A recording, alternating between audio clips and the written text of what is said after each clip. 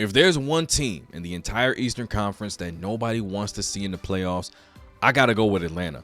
The Hawks are 45-35. They have one of the best lineups in the NBA since trading All-Star guard Trae Young back in January.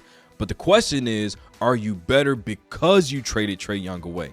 That's what we're going to break down. Trae Young is a 4-time All-Star, 1-time All-NBA, 1-time league leader in assists. He has a career average of 25 points and 9.8 assists per game. The flip side to Young's talent, ability, and the box score is wins and losses. Since he was drafted by the Atlanta Hawks, they have a record of 233 and 287, and they were 12-15 in the playoffs in that span. But he was able to lead them to the conference finals in 2021, but they lost 4-2 to the Milwaukee Bucks.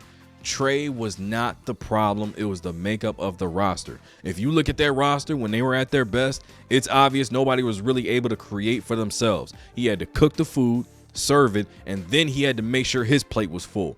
Once you take away Trae in that situation, the Hawks were cooked every single night. That is why the makeup of this roster is so vitally important.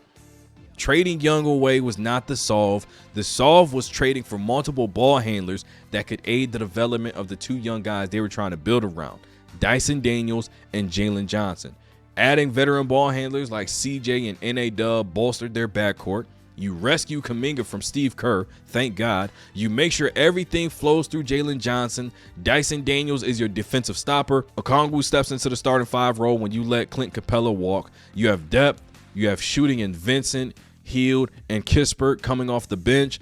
This team is built to play fast with a number of ball handlers, shot creators, shooters. They can be in attack mode all night if they so choose. Quinn Snyder has this team clicking on all cylinders, and quite honestly, he deserves quite a few looks to be Coach of the Year if it continues to go into the playoffs the way it's going right now.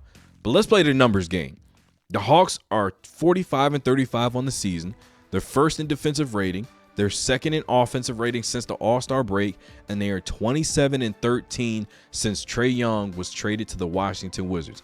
If they close the season out on the high note, they'll clinch their first division championship since 2021.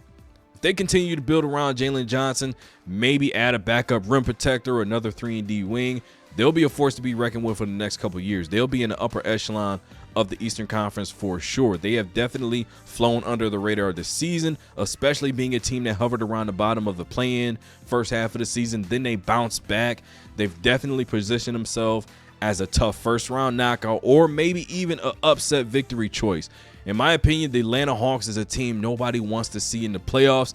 Get this video a like, subscribe to the channel. Let me know in the comments what is your perspective on the Atlanta Hawks and some of the other sleeper teams in the Eastern Conference. That's one more for the good guys. I'm tired of being humble. I'm tired of letting people think they got a chance.